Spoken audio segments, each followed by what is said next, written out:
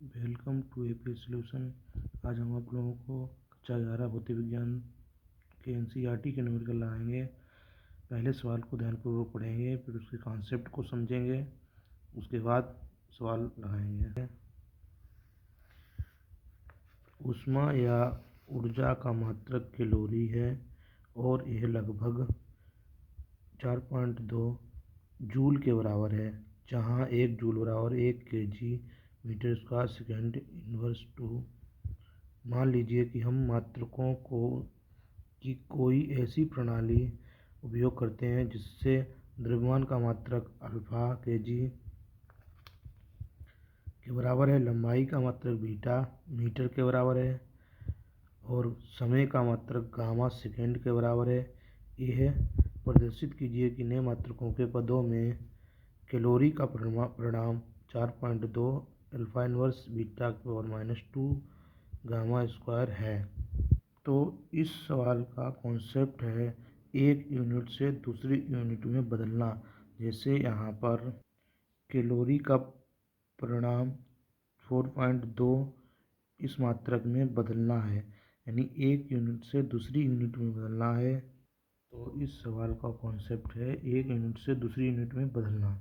इसका मतलब है, इसको कॉन्सेप्ट है कि इसका परिमाण अर्थात 4.2 इधर जूल है और इधर कैलोरी है, यानी इसका परिणाम और इकाई का गुणनफल हमेशा नियत रहता है।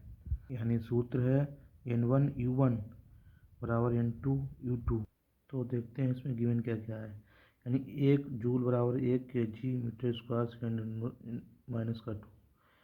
तो यह देखेंगे कि इसकी बीमा क्या है। बीमा अगर आप लोगों को नहीं पता है ऊर्जा और उसकी, तो यहाँ पर एक मात्रक दिया हुआ है 1 kg metre square second inverse 2। तो इसी से हम बीमा का सूत्र निकाल लेंगे। जैसे हम इसमें निकालते हैं, देखिए किस तरीके से निकालेंगे। यहाँ पर 1 kg है, kg हमारा द्रव्यमान का मात्रक है, तो किलोग्राम की बीमा m से लिखेंगे मीटर, और मीटर स्क्वायर है वो लंबाई की है, तो यहाँ L2 लिखा है। सेकेंड की पावर -2 है, इसका मतलब सेकेंड टाइम की है, तो टाइम की पावर -2। यहाँ से इस मात्रक से हम इसकी बीमा निकाल लेंगे। एक यूनिट से दूसरी यूनिट में जा रहे हैं तो पहली पद्धति मान लेंगे M1 L1 T1, और द्वितीय पद्धति में M2 L2 T2। यही तीन हमें बीमाएँ चाहिए, तो ये तीन हमने लिख ली हैं। पहले में दिया है 1 joule 1 kg 1 metre 1 second square बराबर है, तो M1 बराबर 1 kg और L1 बराबर 1 मीटर, T1 बराबर 1 सेकेंड और N1 है 4.2 जूल। इसको हमें बदलना है इस पद्धति में। तो M2 हमारा दिया है अल्फा kg, ये यहाँ दिया है अल्फा kg, ये द्रव्यमान का मात्रक अल्फा kg है, लंबाई का मात्रक बीटा और समय का मात्रक गामा। तो ये दूसरी पद्धति है M2 बराबर अल्फा kg, L2 बराबर बीटा मीटर, T2 बराबर गामा सेकेंड और N2 बराबर 1 कैलोरी, क्योंकि यहाँ कैलोरी का परिमाण हमें बदलना है। तो ये तो हमारा सवाल हुआ। अब इसका कॉन्सेप्ट एक यूनिट से दूसरी यूनिट में बदलने के लिए परिणाम का गुणांक और यूनिट की गुणांक दोनों का गुणा नियत रहता है। तो ये हमारा कॉन्सेप्ट हुआ N1U1 बराबर N2U2। इन सभी के मान यहाँ रख फिर सॉल्व करेंगे। यहाँ से N2 हमें 1 कैलोरी बराबर निकालना है, तो N2 को यहाँ पक्षांतर करके निकाल लेंगे। N1U1 U2 को बटे में ले आए, N1 का मान रखेंगे, तो N1 का मान है 4.2 और U1 का मान है, U1 और U2 एक ही मान है, बस U1 वाले में 1 लगा देंगे और U2 वाले में सब में 2 लगा देंगे। बराबर में N2 का मतलब 1 कैलोरी। तो यहाँ पर M1 M2 एक ब्रैकेट में लिख लिया, L1 L2 एक ब्रैकेट में लिख लिया, पावर लगी है, दोनों में सेम पावर है, तो ये होल लगा देंगे। T1 और T2 की पावर -2 है।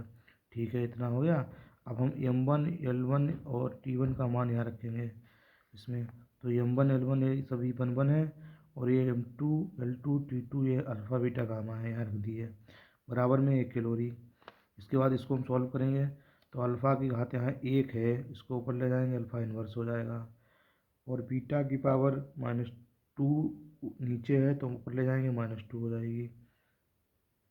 गामा की पावर -2 नीचे है, इसको ऊपर ले जाएंगे तो अल्फ़ा की पावर 2 हो गई, यहाँ बराबर में 1 कैलोरी। ये हमारा सिद्ध हुआ कि 1 कैलोरी का परिणाम 4.2 alpha inverse beta inverse 2 gamma square हुआ।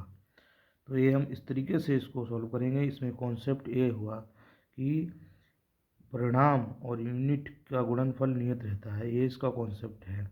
इस कॉन्सेप्ट पर सवाल हुआ है एक यूनिट से दूसरी यूनिट में बदलना हो तब। इसका स्क्रीनशॉट लेंगे एक बार।